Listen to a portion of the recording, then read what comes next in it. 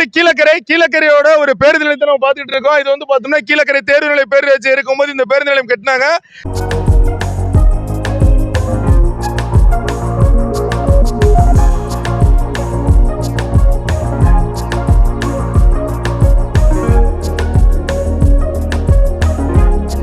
ஆட்டோல வந்து அதுல இறங்குனேன்.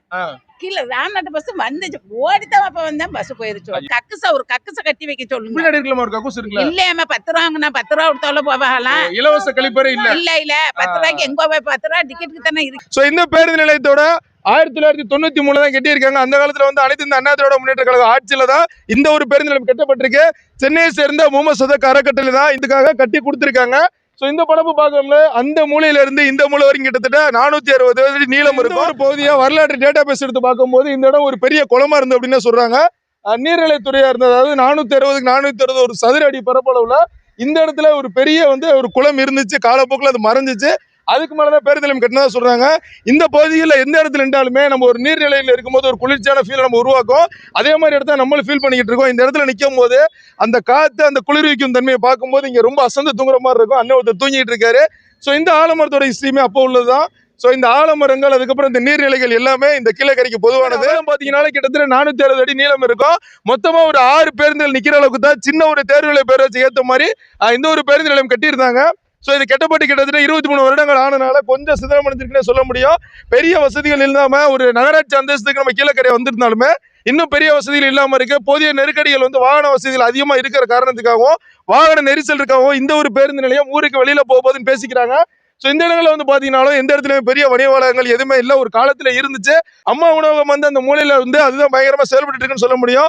அதுக்கப்புறம் ஒரு சைக்கிள் ரிப்பேர் பண்ற கடை அப்படின்னு சொல்லிட்டு பொதுவா அந்த பகுதியை வந்து பார்த்தோம்னா கீழக்கரை, ஏர்வாடி, அதுக்கப்புறம் சிக்கல், சாயல்குடி இந்த பகுதி மக்கள் தான் அதிகமாக பயன்படுத்துறாங்க. ஸோ பேருந்துகள் நம்ம பார்த்துட்டு இருக்கும் போது ஒரு 5 நிமிடத்துக்கு ஒரு தடவை பேருந்துகள் வந்துட்டு போயிட்டு தான் இருக்குன்னு சொல்ல முடியும். இதுக்கு பின்னாடி வச்சிருக்க இருக்கைகள் போட்டிருக்க இடத்துல எல்லாமே மக்கள் அமராம இந்த இடத்துல உட்காந்துருக்காங்க.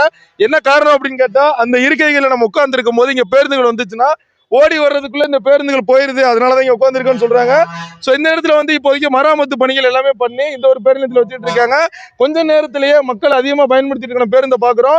அப்படி வர்ற இந்த பேருந்தே ஒரு 2 செகண்ட்ஸ் அங்க நிக்கிறாங்க. மக்கள் யாரும் அப்படியே கிளம்புறதுனாலதான் இங்க வந்து மக்கள் யாருமே சேர்ல உட்கார்றது இல்லைன்னு சொல்றாங்க. இந்த நிலையத்தை வந்து பாத்தீங்கன்னா அதிமுக ஆட்சியில வந்து 4 அமைச்சர்கள் வந்திருக்காங்க. சத்தியமூர்த்தி, அதுக்கப்புறம் செல்வ கணபதி, ரகுபதி, தென்னவன், நம்ம ராமநாதபுரத்தை சேர்ந்த அமைச்சர், இவங்க 4 அமைச்சர்கள் ஒன்னா வந்துதான் 23 வருடங்கள் ஆனாலுமே இந்த பேருந்தோட கட்டடம் வந்து ரொம்ப ஸ்ட்ராங்கா தான் இருக்கு. மக்களோட வந்து வால் போஸ்ட் ஓட்டுறது, அது பண்றது, இது பண்றதுன்னு சொல்லிதான் நம்மளுடைய பஸ் ஸ்டாண்ட் வந்து பார்த்தோம்னா கொஞ்சம் ஒரு மோசமான நிலையில இருக்கு. இந்த இடம் வந்து SCTC அந்த காலத்துல வந்து மெட்ராஸ் போறதுக்கு அக்வாமெரின் அப்படின்னு ஒரு பஸ் வரும். அது இங்கதான் வந்து டிக்கெட் தருவாங்க. டைம் கீப்பருமே இங்கதான் இருப்பாரு. வேதாளையில இருந்து எங்க போறீங்க? நோம்பா இருக்கனால காஞ்சனகுடி போக போறீங்க. ராம்நாடு போகணும். காஞ்சனகுடி வந்து கீழக்கரை வந்து திருப்பி ராம்நாடு போய் வேதாளை போய் நோம்பு திறக்கிற வரைக்கும் ஒரே டிராவல் தான். சரிம்மா, இந்த பேருந்து நிலையம் எப்படி இருக்கு? கீழக்கரை பேருந்து நிலையம் என்னடா இருக்குது, நம்ம ரோட்ல உட்காரலாமா? சேர் அங்க உட்காரும் போது சேர் அந்த பக்கம் போடாம இந்த சைடு கிட்ட முன்னால போட்டாலும் மனுஷ பக்கம் உட்கார்ந்துட்டு படக்குன்னு அங்க என்ன எப்படி இதுக்குள்ள போய் உட்கார்ந்துட்டா இந்த செத்தனத்துக்குள்ள பஸ் நின்னுச்சா? அதுதான் பிரச்சனை, பஸ் நிக்க மாட்டேது. அப்ப நொண்டி மடவெல்லாம் கீழே விழுந்துக்கு தானே போகணும் ரோட்ல. இப்ப நமக்கு கால் ஓட முடியாது. இந்த பாருங்க, அப்ப ஆட்டோல வந்து அதுல இறங்குனேன். கீழே ராம்நாட்டு பஸ் வந்துச்சு, ஓடித்தான் அப்ப வந்தேன், பஸ் போயிருச்சு.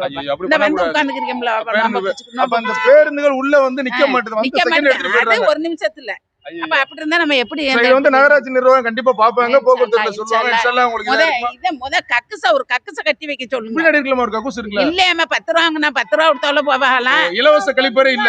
இல்ல 10 ரூபாய்க்கு எங்க போய் 10 ரூபா டிக்கெட்டுக்கு தானே இருக்கேன். இப்ப என்ன செய்ய சொல்றீங்க சீமா? அதனால எல்லாத்துக்கும் எல்லா போதுமான எந்த இடத்துல போயிட்டாரோ. அலைக்கும் சலாம். வந்தீங்களா? நான் மீனுக்கு வந்தேன். எந்த ஊர்ல இருந்து? வாலினபுரத்துல நீங்க வந்திருக்கீங்களா? ஏன் அங்க எல்லாம் மீன் யாரும் வாங்க மாட்டாங்களா? இங்க லட்சுமரத்துல வந்தா லட்சுமரம் அலக்கரோடு இந்த பக்கம் இந்த ரோட் சுத்திட்டு வரீங்க. ஆமா. இந்த பஸ் நல்லா இருக்கா?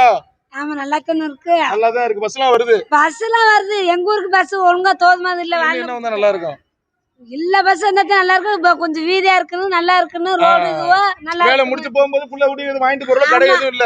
எங்க இருக்கு? ஒரு கடை இல்ல, சின்ன டீ கடை கூட இல்ல. அதெல்லாம் வச்சா நல்லா இருக்கும். நல்லா தான் இருக்கு. நிலையத்துக்கு அடிப்படை வசதிகள் அப்படின்னு சொன்னா இந்த கழிப்பறை தான் சொல்லுவாங்க. நம்ம இதுல வந்து கட்டண கழிப்பறை அப்படின்னு இப்போ புதுசா வந்து இந்த இடத்த மராமத்து பணி பண்ணியிருக்காங்க. இந்த இடத்துல வந்து பாத்தீங்கன்னா ஒரு காலத்துல மண்ணெண்ணெய் எல்லாம் இங்கதான் வச்சிருப்பாங்க. அந்த இடம் பார்த்தோம்னா ஆடு மாடுகள் வதை செய்யும் இடம் அப்படின்னு, அதாவது நம்மளுடைய ஆடுகளையோ மாடுகளையோ கறிக்கடையில வேணும்னா அங்க வெட்டி தான் பண்ணணும் அப்படின்னு அந்த மாதிரி மின் கட்டணம் கழித்துறதுக்கே நம்ம வந்து ஒன்னாந்திர அகஸ்தியர்கள் வரைக்கும் போவோம். அதுக்கு போகாதீங்க. இங்க ஒரு இடத்துல நீங்க மின் கட்டணம் செலுத்திக்கலாம்னு சொன்னாலும் மக்கள் நம்ம வண்டி பிடிச்சி அங்கதான் போய்கிட்டு இருக்கோம். இந்த இடத்த பயன்படுத்திக்கிங்க. இது வந்து மின்சாரம் வந்து நம்மளுடைய கட்டணம் வந்து கட்டணம் செலுத்துற அளவுக்கு ஒரு அருமையான இடம் தான் இந்த இடத்துல இருக்கு. ஸோ இதுக்கப்புறம் தான் நம்ம இதுக்கு முன்னாடி ஒரு வீடியோ போட்டிருந்தோம், கீழக்கரையோட ஒரு மீன் விற்பனை அங்காடி அப்படின்னு. கீழக்கரையோட மீன் கடை, அதாவது புது பஸ் ஸ்டாண்டு மீன் கடை, மெயின் மீன் கடை வந்து அங்க இருக்கும். இது வந்து செகண்டரி மீன் கடை அப்படின்னு சொல்லுவாங்க. இந்த பகுதிகள் எல்லாமே கிட்டத்தட்ட 50க்கும் மேற்பட்ட கடைகள் நிறைய இருந்துச்சு. ஒரு 10:30 மணில இருந்து 1:30 மணி வரைக்கும் இங்க அதிகமான கூட்டங்கள் இருக்கும். அங்க இருந்த கட்டிடங்கள் எல்லாமே சிதிலமடைந்த காரணத்தினால அதை இடிச்சிட்டு புதுசா கட்டுவோம் அப்படின்னு சொல்லிட்டு எல்லாத்தையுமே தரமட்டம் ஆக்கிட்டாங்க. ஸோ சமீபத்தில் பார்த்தோம்னா நம்முடைய தமிழக முதல்வர் வந்து இந்த இடத்துக்கு ஒரு பட்ஜெட் ஒதுக்கி இருந்தாங்க. இந்த இடத்துல வந்து ஒரு மீன் விற்பனை கூடம் சீக்கிரமா வரப்போகுதுன்னு. ஸோ அதற்கான வேலைகள் எதுவுமே ஆரம்பிக்கல. ஒருவேளை இந்த வேலைகள் எல்லாத்தையும் ஆரம்பிச்சிட்டீங்க அப்படின்னா இது மக்களுக்கு கண்டிப்பா பயனுள்ளதா இருக்கும். கீழக்கரையில வந்து நிறைய திட்டங்கள் இடமில்லாத காரணத்தினால அங்கங்க பெண்டிங்லேயே இருக்கு. ஆனா அதுக்கு இடமே இருக்கு. ஸோ இந்த வேலையை கொஞ்சம் ஆரம்பிச்சிட்டிங்கன்னா இங்க வர்ற வியாபாரிகளா இருக்கட்டும், மக்களா இருக்கட்டும், எல்லாத்துக்குமே கண்டிப்பா பயனுள்ளதா. அதுக்கப்புறம் மீன் வணிக வளாகம் இதெல்லாம் சேர்த்து அந்த மூலையில் ஆரம்பிச்சு கிட்டத்தட்ட 460 அடி அரசாங்கத்தோட இடம். அதே மாதிரி இந்த நீளமுமே பாத்தீங்கன்னா 460 அடி. அந்த மீன் எல்லாமே வாங்கிட்டு நம்ம போற பாதையில தான் நியூ இந்தியன் மளிகை ஸ்டோர்னு. ஸோ அங்க மீன் வாங்குற மக்கள் எல்லாமே மளிகை பொருள் அதிகமாக வாங்குற. ஸோ அதுக்கடுத்து மொத்தம் போனா முகி டைல்ஸ். அதுக்கப்புறம் இந்த இடத்துல வந்து இப்போதைக்கு வந்து பேருந்து நிலையங்கள்ல வந்து கண்டிப்பா உணவுக்கு ஒரு வேலை இருக்கு. இந்த முருகன் ரெஸ்டாரண்ட் வந்து காலையில சாயங்காலம் நைட்டு எல்லா விதமான டிஷஸுமே வச்சிருப்பாங்க. மெயினா சொல்ல போனா இங்க உள்ள புரோட்டா ரொம்ப ஃபேமஸ். ஸோ கடையில் என்ன ஃபேமஸ் அப்படின்னு சொல்லுவாங்கன்னா, கடையில் வந்து நார்மலாக வந்து மீன் சாப்பாடு, சிக்கன் சாப்பாடு, பிரியாணிங்கிறத தாண்டி அக்கா கடையில் வந்து பார்த்தோம்னா இது வந்து சிக்கனு, அதுக்கப்புறம் வந்து தலைக்கறி, அதுக்கப்புறம் குடல் கறி, இந்த மாதிரி ஆடுல என்னென்ன வகை இருக்கோ எல்லாமே இந்த ஹோட்டல்ல இருக்கும். ஸோ முருகன் ஹோட்டலு நம்ம கீழக்கரையில் ஒரு ட்ரெடிஷ்னல் ஹோட்டலு. ஸோ உள்ள இன்டீரியர்ஸ் எல்லாமே பார்க்குறோம். அதிகமான பேர் பண்ணிட்டு இருக்காங்க. டேஸ்ட் ரொம்ப டேஸ்டா இருக்கும். காலையில இருந்து நைட்டு வரைக்கும் இந்த ஹோட்டல் ரொம்ப பிஸியா இருக்கும். ஹோட்டல்ல வந்து டேஸ்ட் நல்லா இருக்குன்னு என்ன காரணம்? நம்ம கைமணமா? இல்ல நம்ம கைமணம் தான். அப்படி என்னென்னலாம் டிஷ்லாம் வச்சிருப்பீங்க? இல்ல குடல் கிரேவி இருக்கும். மத்தியானத்துக்கு வந்து குடல் கிரேவி இருக்கும். ஓகே, தம்பிட்டு வந்துருங்க. தலை கிரேவி இருக்கு, சிக்கன் கிரேவி இருக்கு, குடல் சிக்கன் சுக்கா இருக்கு. ஓ, குடல், தலை, சிக்கன் சுக்கா இருக்கு, பிரியாணி இருக்கு, மீன் சாப்பாடு இருக்கு, சாம்பார் சாப்பாடு இருக்கு. Okay okay. குஸ்கா கிடைக்கும், பரோட்டாவும் கிடைக்கும் மத்தியானம். அக்கா சொல்றது வந்து பாத்தீங்கன்னா லெமன் ரைஸ் கிடைக்கும். எல்லாமே உள்ள வச்சிருக்கீங்க. எல்லாமே இதெல்லாம் பெரிய மல்டிநேஷனல் கடைக்குள்ள போனாதான் இந்த மாதிரி மட்டன் வெரைட்டிஸ் எல்லாமே இருக்கும். மக்கள் சாப்பிடுறாங்களா? எல்லாமே விரும்பி சாப்பிடுறாங்க. இப்பெல்லாம் நிறைய பேர் வர்றாங்க.